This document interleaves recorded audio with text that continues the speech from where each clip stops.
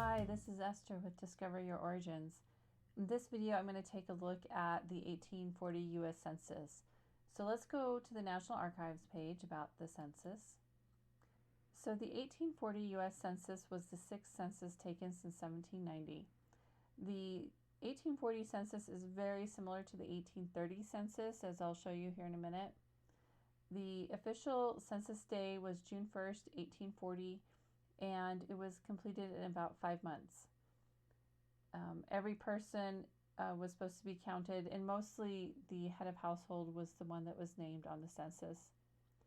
The U.S. Marshals were responsible for taking the count and their assistants, and everybody over the age of 16 was required to cooperate in giving information. The questions were quite extensive on this particular census. The age categories, there were some within 5-year increments, and then 10-year increments, and then 100 years old or older. And that was, for white males and females. And then there was a similar questions for colored persons and slaves, but not as many age categories. This census was also a little bit different in that it asked questions about employment, military service, disability, and education. There were some controversial concerns about the disability questions, because the disability questions were asked of both the white people and colored people and slaves. And so, you can read about that in the Wikipedia article if you would like. The census was pre-printed. So the forms were provided to the marshals, and you can see here there were 2 pages. The first page was the count of the population, and then the second page asked the employment questions and whatnot. The census included just about every area of the United States. As far as the states were concerned, most all of them were counted. And there were a few areas, that were still included in other places. So, for example, West Virginia was part of Virginia. They didn't split off until the American Civil War. There is only one area that was missing, which is interesting, and that was Clarendon County, South Carolina. And, of course, individual pages may have been lost as well due to storage and transportation. The census, of course, has been digitized and is available for viewing on any of the major genealogy sites. You can download a blank form for transcribing information that you find in the census, and there's a link on the National Archives page. Let's go and look at the Wikipedia article, which has the statistics. And so the population of the United States increased again about 33% to 17 million people. So it's pretty clear that the U.S. is growing quite rapidly every 10 years. The most populous state was New York State with 2.4 million people, and the least populous was Delaware. The most populous city was New York with a population over 300,000. And there were multiple cities that had populations over 100,000. You have Baltimore and New Orleans that were that large. This article also has the controversy if you'd like to read about that. And then there is also a list of the population of the states and major cities in the states. So you're welcome to look at that in greater detail if you would like. So in my previous video and article, I talked about Colby Ross in 1830, and we determined that he had an unknown male child and an unknown female aged 60 to 70 years old. And so let's go and look and see what had happened to Colby Ross in 10 years. What was happening in 1840 for that family. So let's just do a quick recap of who Colby Ross was. So Colby Ross was born about 1813 in North Carolina and died in Athens, Limestone, Alabama in 1882. In 1830, he was located in Franklin County, Tennessee, and He had a wife, and we only know of 4 children that are named. So let's go and look at what the 1840 census looks like. So this is the 1840 census, and you can see, again, just tick marks and names of the head of household. Unlike later censuses, there's not a place where you can see the location specified on this main sheet. But you can see the tallies that were done. There doesn't also seem to be an apparent page number on this particular page, and so you need to realize that there are 2 pages for the census. And so let's go and look at the second page, and you can see here there's a stamped number right here. So the census actually spanned 2 pages, and because of the way this is filmed, you can't really line up very easily the numbers with the previous page because they've got it blocked. And so I'll show you how you can kind of deal with that here in a minute. You can also see that the location is identified as the Middle District or Territory of Tennessee. And I'll explain some difficulties with that as well. So here we go. Let's find Colby Ross. And you can see here his name is listed as Colesbury Ross, which concerns me a little bit only because it's an unusual name. And Colby is most likely a nickname for Colesbury, so it's hard to say if that's, his official formal name. You can see here that we have lots of numbers that are in multiple columns. And so let me go to the blog article and we can kind of break down those numbers a little bit better.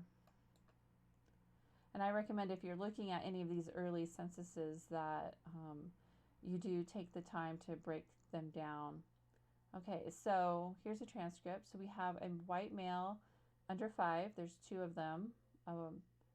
2 male children aged 5 to 10 years.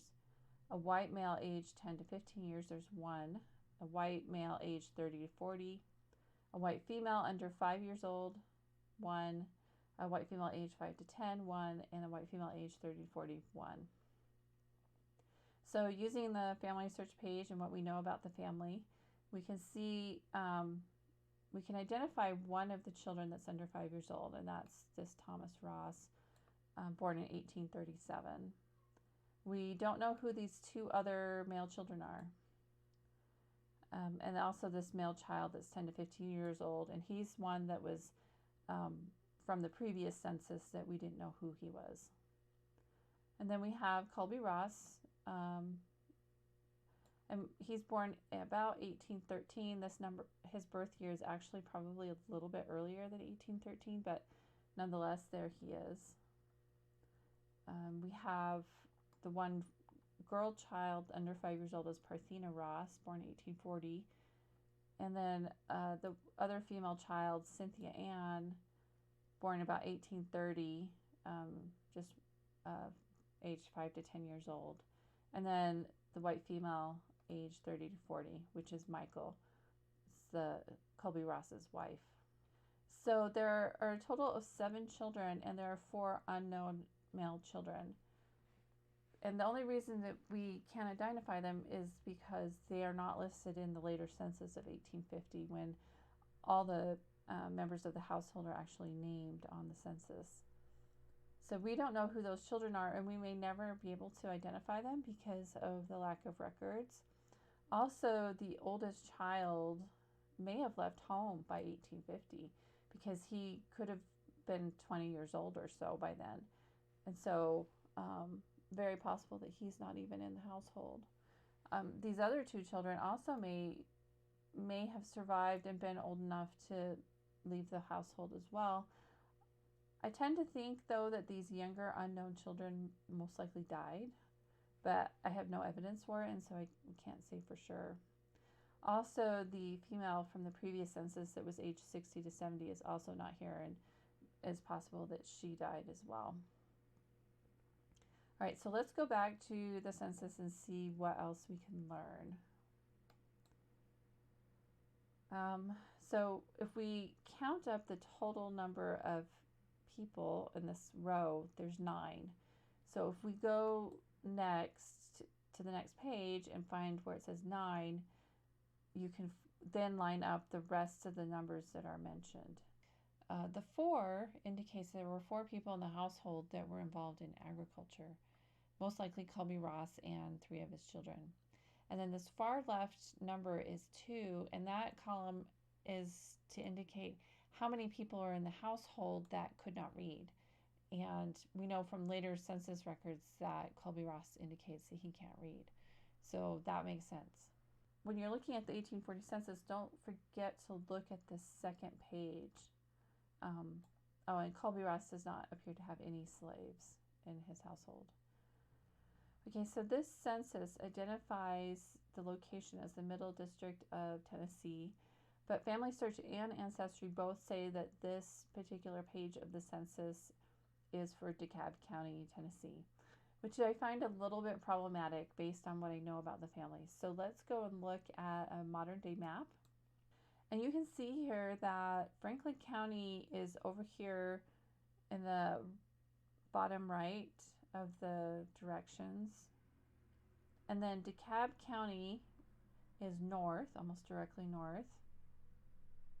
And then the Ross family ends up in Limestone County, which is down here where this red flag is.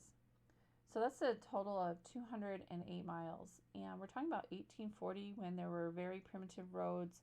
Travel would have been very difficult. And I suspect that Colby Ross didn't really move between 1830 and 1840. The boundary changes for the counties, and I have to find a map to confirm this, but they changed quite a lot in the early 1800s in Tennessee. And so the Middle District of Tennessee took up the middle part of the state, which is what you see here where these roads are. Basically where Nashville is and the surrounding areas. And so I find it highly unlikely that the Ross family actually traveled north and then traveled back south again. So likely they were actually living somewhere between Franklin and DeKalb County where the borders eventually changed. Although I still don't know how this particular section of the census was identified as being part of DeKalb County. So let's go back to the census again, and we'll go back one more page to the first page. This page doesn't have a lot of people listed. And once again, I've not been able to trace any of these people into Alabama. So it's hard to say. Usually when you're looking at ancestors in this time period, they traveled in groups. And they usually, or very often, ended up in the same locations. In this case, Colby Ross was definitely a more independent person because I don't find any of these people later around Colby Ross. One person I'm curious about is this David Reed, who is right below Colby Ross. Colby Ross marries a Tabitha Reed, who was a widow, and that was her married name. And so I've always wondered if David Reed was the former husband of Tabitha Reed, but I've not been able to track him, so I don't really know. It's just a curiosity. So the 1840 census is very interesting. It's the last census that did the tick marks or numbers for the members of the household, and so family historians will be forever grateful that they stopped doing this and started naming all the members of a household. So that will be in the next video when we talk about the 1850 U.S. Census. So stay tuned. Thanks for watching.